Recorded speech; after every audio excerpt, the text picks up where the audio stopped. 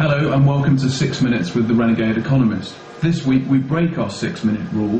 Fred Harrison's going out to catch up with Dr. Michael Hudson, professor at one of America's universities and also former Wall Street consultant.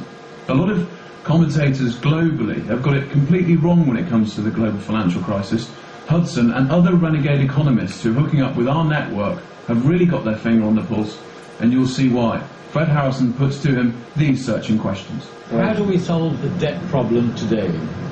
The only way to do it is to wipe out the debts that can't be paid. If mortgages are $500,000 on a $250,000 house, you've got to write down the mortgage to the market price, and you've got to have the creditors take a loss for their bad loans. Is the bailout of the banks going to solve this financial crisis? No, the bailout of the banks is only paying the creditors and giving the creditors the money for the bank loans without giving a penny of debt relief to the actual debtors who owe the loans. All it means is that the government is taking over the creditor position, and it's kicking out the homeowners and throwing the... But won't the taxpayers get their money back in the end?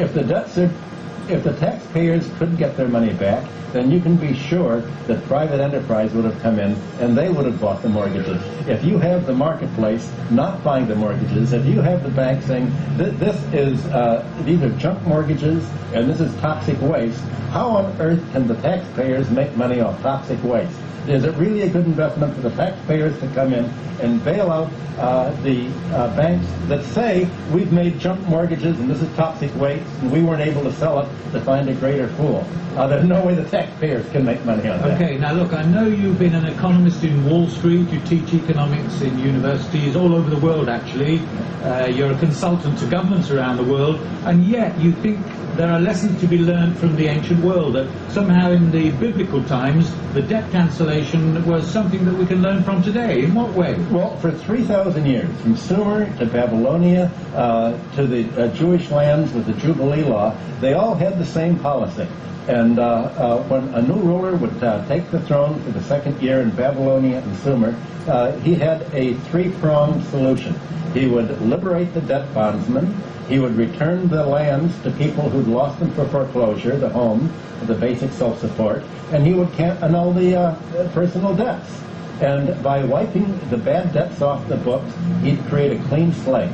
And this was exactly the policy that was taken over in Jewish law in Leviticus by the Jubilee year. So you're now saying that there is a way to translate that history into modern economics to solve the global financial crisis? Yes, antiquity managed to last for 3,000 years without a financial bubble, without an economic bubble, and continually restoring order. And antiquity realized something that the modern economists don't. They realize that debts tend to grow in excess of the ability to pay.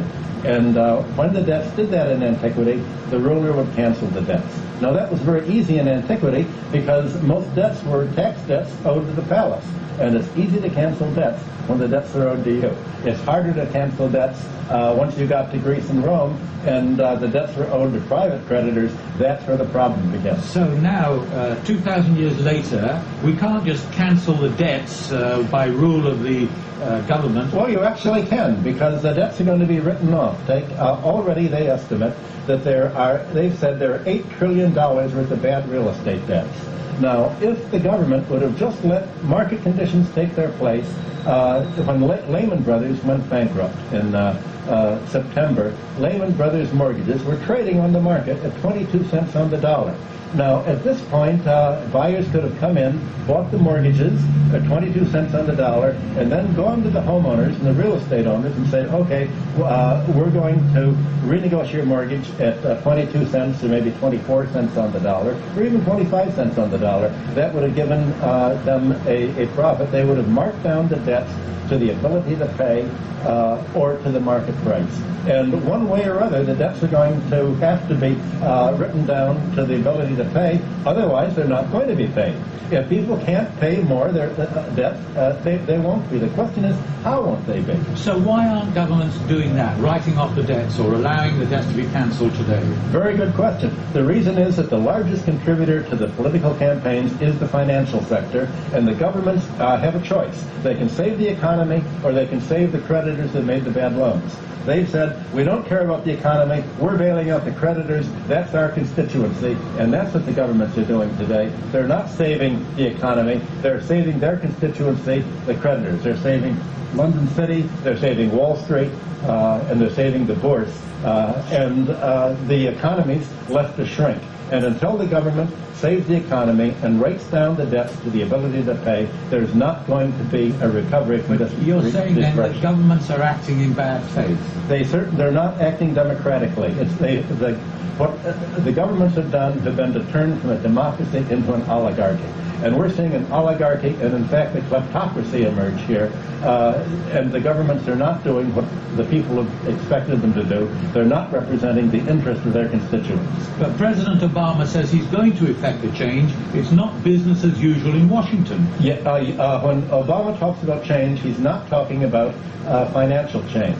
He's not talking about economic change. He's talking about workmen's laws, of health reform, of racial equality. He's not talking about any economic change at all because, in fact, he's reappointed the Bush administrators and the Clinton administrators. He's brought back the same people who brought us the Russian crisis. And if you want to see what their plans are for the United States, look at what Obama's team did when they had a free hand in Russia in the 1990s. They brought the biggest inequality and kleptocracy in modern times. So, Michael, you're in London to address a conference here at the University of London.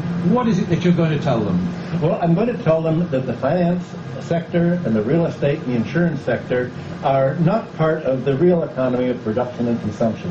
The asset and wealth sector is different from the production sector. You can think of the financial sector as being wrapped around the real economy, almost like a parasite, and that's why it's been called parasitic for so long. The financial sector extracts interest from the economy. The property sector extracts economic rent, as do monopolies. Now, the key thing about parasites is that it's not simply that they extract nourishment from the host. The parasite takes over the host's brain to make it think it's part of the economy, to make it think it's part of the host's own body. And in fact, that it's almost like a child of the host to be protected. And that's what the financial sector has done today. You have Obama coming out and saying, we have to save the banks in order to save the real economy. The fact is, you can't serve both the parasite and the host.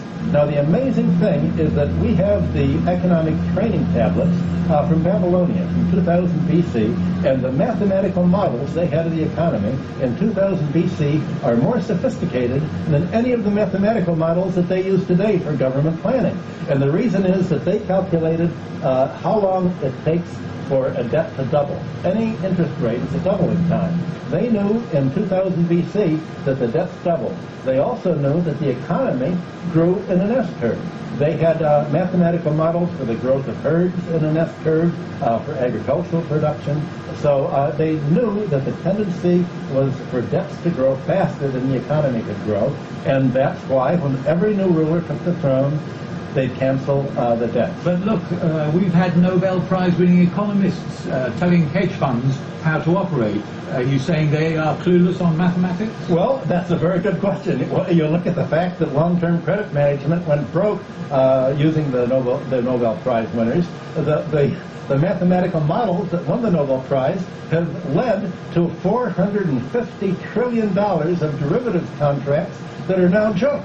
So what they won the Nobel Prize for is junk mathematics that have led to junk derivatives and junk mortgages. That's what's happened.